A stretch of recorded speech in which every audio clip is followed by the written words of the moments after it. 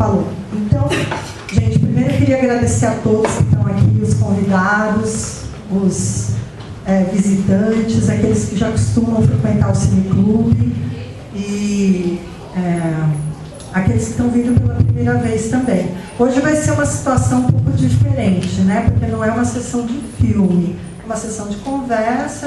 A gente vai exibir um trailer. Não está lá o trailer?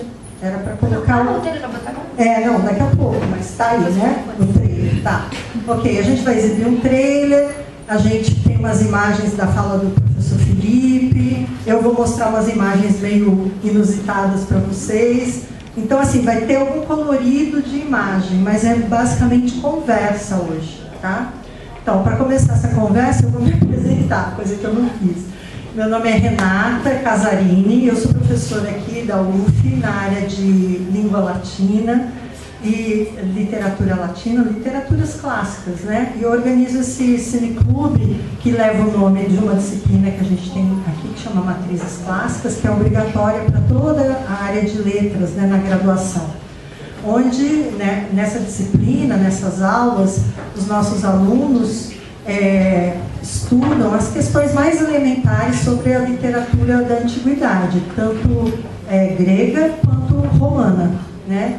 E a gente divide essa disciplina a cada semestre entre dois professores, um da área de grego antigo, a gente tem aqui, né, uma graduação em grego antigo, com um professor de cultura romana, já que a gente também tem uma graduação de latim. Então, só para vocês entenderem por que nós estamos mobilizando, né, essas forças hoje, justamente para discutir um filme que nem entrou em cartaz ainda aqui no Brasil, né? Vai estrear no dia 16, semana que vem, quinta-feira que vem, né? Já estou com o meu ingresso comprado. Sala IMAX, que eu não sei se vai fazer muita diferença, né? Depois o professor Fábio vai nos explicar aqui algumas coisas a respeito dessa parte de tecnologia. Então, a mobilização inclui pipoca. Eu esperava que vocês já tivessem com umas pipoquinhas na mão, né? Sei lá, tem um bando de pipoca ali atrás, depois vocês podem levantar e se servir, então. É mais para a gente, digamos assim, a gente se preparar, né? Da nossa parte como docentes e os convidados, para a gente fazer essa divulgação da cultura clássica greco-romana, mas uma divulgação que tem um espírito crítico. A gente não está aqui para ficar louvando nem a cultura literária, né, greco-romana, e também não estamos aqui para ficar louvando o Christopher Nolan. Não se trata disso. Não. A gente está aqui para discutir e para juntos, porque tem pessoas convidadas para falar, mas é para ter um papo, um debate. Eu vou explicar qual é a dinâmica esperada. Pode ser que ela mude no meio do caminho, depende da gente, né? Mas ela tem uma dinâmica prevista para a tarde de hoje. O auditório está reservado até começo da noite, então nós temos muito tempo, quem tiver disposição, de ficar batendo papo conosco, tá? Tá. Então, dito isso, algumas informações de ordem prática. Sim, a pipoca tem lá, é de graça, vocês podem pegar e se servir, não tem nenhum problema. Outra coisa, tem um QR Code aqui. Espero que dê para todo mundo. Eu imprimi, mas falaram, não precisa imprimir, gastar papel e tal. Então, quem não conseguir de longe, pode chegar mais perto, porque preenchendo o formulário, vocês vão ter direito a um certificado de presença, mas, mais importante, vai ter um número, Juliana que organizou, vai ter um número atribuído para cada um que preencheu o formulário e nós vamos sortear alguns pôsteres que foram enviados pela Universal Pictures do Brasil para essa sessão aqui do nosso Cineclube, né? Então eu tenho 8 pôsteres para sortear entre as pessoas que estão aqui, não são muitas pessoas, tem bastante chance de ganhar, né? Mas tem que preencher o formulário, porque lá vai atribuir um número e depois a gente vai fazer o sorteio com o lance do número, mas já vai ter o nome lá atribuído, a gente não vai precisar ficar improvisando aqui. Estamos bem? Então todo mundo faça essa ação aí de pegar o contato ali no... tem gente pegando pipoca, tá? Então, de fazer o registro. Isso inclui os convidados também, viu? Convidados também façam, porque senão vocês não têm chance de sorteio. Eu não tenho um pôster reservado para os convidados, então os convidados também façam o registro ali, tá? Dito isso, vou partir para... Tem que ficar um pouquinho isso aqui. Eu estou na frente, dá para ler? Dá. Dito isso, eu tenho alguns comentários que eu preciso fazer também. Esse cineclube que existe potencialmente, se vocês me entendem, a gente não tem uma sala de cineclube, como vocês veem, isso aqui é um auditório, uma parede pintada de branco, né? E a gente já até estava conversando nos preparativos, falando assim, antigamente a gente projetava e enchia toda a parede branca, agora tem alguma coisa com o projetor que só ocupa um pedaço da tela. Então é tudo um pouco assim no improviso, mas ele já existe desde 2018, tem um tempo já, né? Já tem 8 anos que tem uma programação assídua.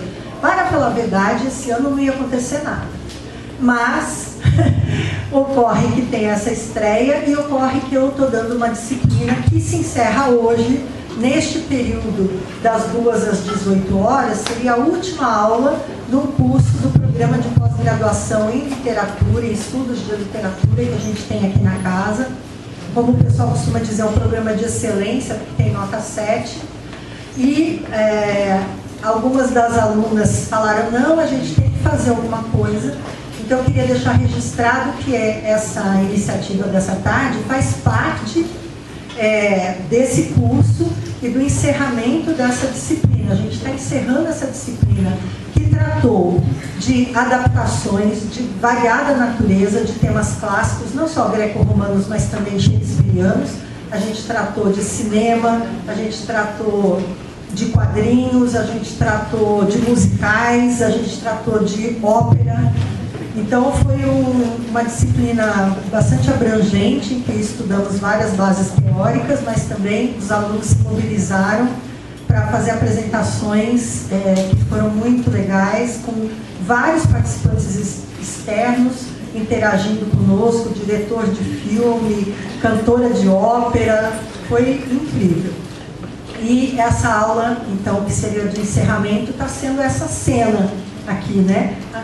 O cinema, uma sessão de cineclube como encerramento da disciplina, o que obviamente deixa qualquer docente muito feliz, né, com essa iniciativa que teve apoio de vários dos alunos, mas eu vou ter que mencionar a Alicia, que vai coordenar agora a gravação para nós, né? Da Juliana, que está aqui, também dando apoio, da Milena, que está lá fora capitaneando a parte das pipocas e outras medidas necessárias, além de toda a turma, tá? Então, em nome das 3, né, eu agradeço a turma que se mobilizou para isso. Ok. Sobre a Odisseia e o que a gente planejou. A Odisseia, se tinha algum desavisado que nunca tinha ouvido falar, agora já sabe mais ou menos do que é que se trata, né? Uma obra que a gente fala da época arcaica. Chegou mais a Pauli, a aluna nossa, que é do cinema, chegou também com um equipamento ali, que vai reforçar a gravação. Bom, a Odisseia, como eu dizia, é um poema do período arcaico da literatura grega. Se é arcaico, é antigo, obviamente, né? A gente divide a literatura grega antiga em vários períodos. As tragédias, por exemplo, que a gente costuma conhecer, Édipo, Medeia e tal, estão na época clássica, no período clássico. Já as epopeias homéricas, leia-se Ilíada e Odisseia, estão no período arcaico, então é antes do clássico, é velhinho pra caramba, né? Então, a gente vai ter aqui, o professor Felipe vai falar mais amplamente sobre a obra. Mas eu não queria perder a oportunidade de fazer uma anedotário, assim, uma coisinha de rodapé, né? E lembrar o seguinte: a gente está falando, então, da Odisseia como digamos assim, uma parte do par que faz com a Ilíada, né? A Ilíada tratando daquela suposta guerra de Troia, né? A gente quase que toma como histórica, mas ela eu diria, mito-histórica, assim, né? Ela está no campo entre a mitologia, né? Na fronteira entre a mitologia e a história. A gente creio que vamos ouvir mais sobre isso. Mas só queria localizar vocês, né? De que a gente está falando num período, até anotei que eu sou péssima com números, né? A gente está falando, quando está falando da Ilíada, da guerra na Ilíada e da Odisseia, que é o retorno desse suposto herói, também eu uso suposto porque eu tenho muitas reservas desse herói, tá? Então, para a sua terra natal, né? A gente vai ouvir falar também sobre o Nostos, né? Essa viagem de regresso, que é um tema... Não é capricho de usar essa palavra grega, é só porque é um termo técnico usado nos estudos literários, né? Então, a gente está falando de um período que tem a ver com a Idade do Bronze. A Idade do Bronze ali deu cerca do ano 3000 até o ano 1200 antes da Era Comum, ou antes de Cristo, como preferir, tá? A Guerra de Troia está estimada, então, no século 13 antes de Cristo. É muito, muito, muito remoto isso, é muito distante, a gente quase que não consegue ver. Então, obviamente, tudo que vai ser projetado, seja no cinema, seja na literatura, nas ilustrações, tudo isso é uma criação do imaginário coletivo, certo? De onde eu quero provocar vocês a pensar desconectar dessa ideia de fidelidade, né? Eu estou tentando preparar vocês para se desconectarem dessa ideia de fidelidade. Como ser fiel em relação a 13 séculos antes da Era Comum, nós estamos no século 21 da Era Comum, soma, né? É quase impossível, tá? No entanto, o valor dessa história, ou dessas histórias que estão ali condensadas na Odisseia, porque na verdade a gente está falando de vários episódios, de várias histórias que possivelmente eram narradas em avulso, assim, né? Uma história, outra história, outra história, e depois foram condensadas num complexo poema épico, né? De 12 mil versos, mais ou menos isso, 16 mil? 14 mil, nossa, fiquei entre um e outro. Bom, é muito verso, como vocês podem imaginar, né? Entre uma das coisas que ficou muito marcante para nós é o tal do cavalo de Troia. E eu acho que todo mundo deve ter visto propaganda por aí. Bota o pacote de pipoca.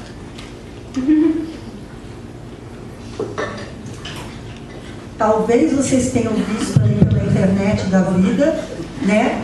A gente não tinha esse pacote de pipoca para dar para vocês, foi um papelzinho mesmo que a Milena comprou e trouxe para fazer essa delicadeza de botar pipoca no saquinho, tá? Mas vocês devem estar vendo, né? Já devem ter visto que vai ter. Eu já falei, eu acho horrível, mas se tiver para vender no cinema que eu vou comprar. Então, esse cavalo também, que aparece no filme, né? Ele estava também na pré-estreia mundial que aconteceu anteontem, lá em Londres, né? Em Leicester Square, né? O cinema que o Christopher Nolan frequentava quando era criança, novo, né? Adolescente, sei lá. E lá ele fez a estreia premiere mundial desse filme. Então, o cavalo, que praticamente nem aparece na Odisseia, ele é referido assim, ó, marginalmente, ele não é tema da Odisseia. O cavalo aparece mesmo na Eneida, o poema épico escrito em latim, o poema de Virgílio. É lá que ele aparece. Mas eu não ia perder, eu perco o amigo, mas não perco a piada, não ia perder a oportunidade de mostrar para vocês que o que funciona só no imaginário grego, no Brasil já aconteceu. Muitas, dezenas e dezenas de pessoas dentro de um cavalo.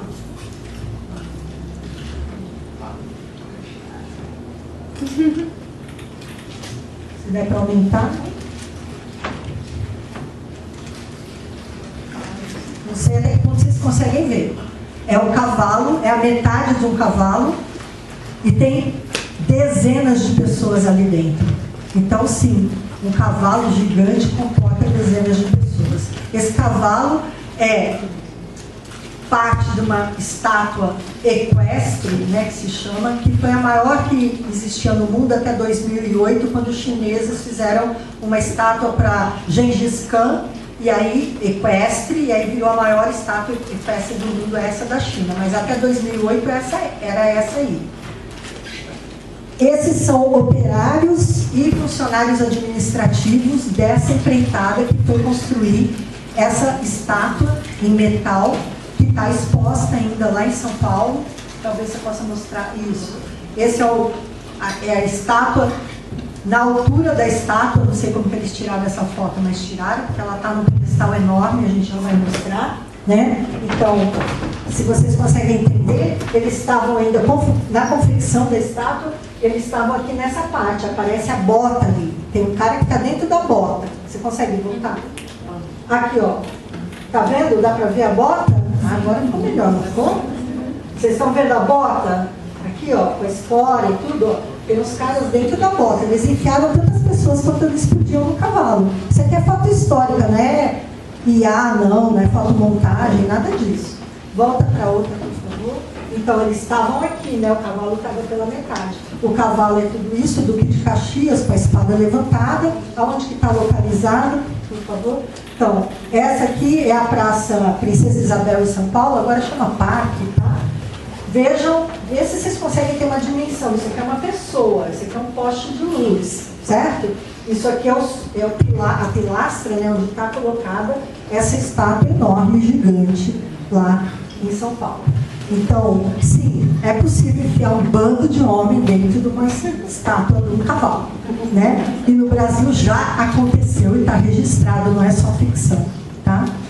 Eu vou já passar a palavra para o professor Felipe, vou apresentá-lo e tal, mas eu queria também fazer alguns comentários antes genéricos, assim. Eu fiquei pensando, e não tenho ainda a resposta exata, né, para essa questão, mas aparentemente a gente não vai encontrar nesse filme, espero que vocês... Então, se alguma coisa a Universal vai conseguir de mim é estimular vocês a irem ver o filme, né? E quem sabe depois a gente tenha ainda a chance de conversar mais à frente sobre esse filme, vai saber, né? A Universal está tentando fazer uma ação com cineclubes, não a respeito desse filme, outros filmes. Quem sabe esse entra também no circuito dos cineclubes e eles nos oferecem para exibir, como ofereceram outros que não interessavam para a gente, tá? Então, voltando. Uma das coisas que eu queria alertar é sobre um episódio importantíssimo que acontece na Odisseia, que é o encontro do Odisseu com a Nausicaa, que é uma princesa dos Feácios. Não sei até que ponto vocês estão por dentro e estão acompanhando, mas a gente fez um levantamento, tipo, ontem eu ainda estava apurando quem é quem no filme, até onde a gente sabe, porque nem tudo a gente sabe. Mas não há uma personagem Nausicaa, a princesa Feácia, né? Não aparece. Até onde se sabe, então, essa parte foi expurgada do filme. O relato que o Odisseu faz, né, é feito em outra circunstância, que eu não vou dar spoiler aqui, mas eu já li e já sei em que circunstância é feita. Sobre as personagens femininas, que tanta polêmica causaram, a professora Fernanda Garber vai falar, né? Que vai ser, então, primeiro a gente vai ouvir o Felipe, vamos fazer umas perguntas, depois a gente vai ver um vídeo de 25 minutos que foi gravado pela doutoranda da Universidade Federal do Paraná, a Laila Oliveira, que viria, mas não teve condições de vir, porque a gente não conseguiu liberação de programa de pós-graduação para a viagem dela. Mas ela gravou, ela vai falar sobre a tradução. A tradução da Odisseia, feita do grego antigo para o inglês pela Emily Wilson, foi a tradução utilizada pelo Christopher Nolan. Ele afirmou isso publicamente, tá? E essa tradução gerou muita polêmica, porque é uma tradução que tem eu diria, pelo menos um viés feminista, né? Se vocês eventualmente acharem que não é tão feminista, que eu acho que ela não é tão feminista, mas tem digamos assim, uma perspectiva de uma mulher tradutora engajada, né? Então isso é importante de pensar. A Laila, que vai conversar um pouco com a gente, simplesmente fará um doutorado sanduíche a partir de setembro com a própria Emily Wilson. Então veja que a gente tem uma vantagem de ouvir a Laila aqui muito grande, e depois que ela voltar, Eu vou arranjar um dinheiro para trazer ela para conversar aqui com a gente, tá? É mais barato do que trazer a Emily Wilson. É mais barato que trazer a Emily Wilson, certo? É verdade. Eu já pedi meu livro autografado, né? Então ela vai ter que trazer para mim quando eu trouxer ela para vir aqui conversar conosco. Ela está assistindo aqui. Ah, já tá aí ela? Ah, então tá. Eu não falei, só falei coisa boa. E ela sabe que é verdade, que eu já pedi um livro autografado.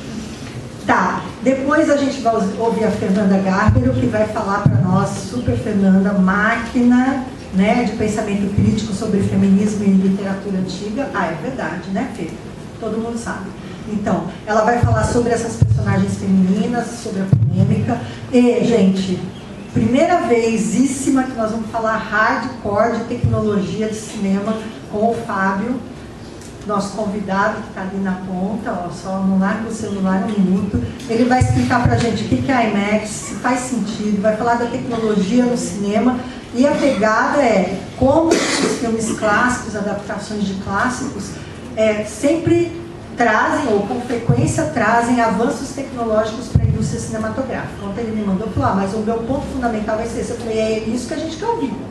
E ele vai mostrar o que é um filme de rolo, né? Então, temos também coisas tangíveis para a gente conversar aqui. Tudo bem? Eu sei que eu falei muito, mas eu precisava fazer todo esse repertório para a gente se entender. Então, cada um fala, a gente faz uma bateria de perguntas, que não vai poder ser exaustiva, senão o outro não vai poder falar, tá? Depois, no final, se ainda tiver perguntas, a gente conversa entre a gente. Aqui, gente, não é tipo palestra, né? Lógico, a gente vai dar uma oportunidade da pessoa falar, concluir seu raciocínio.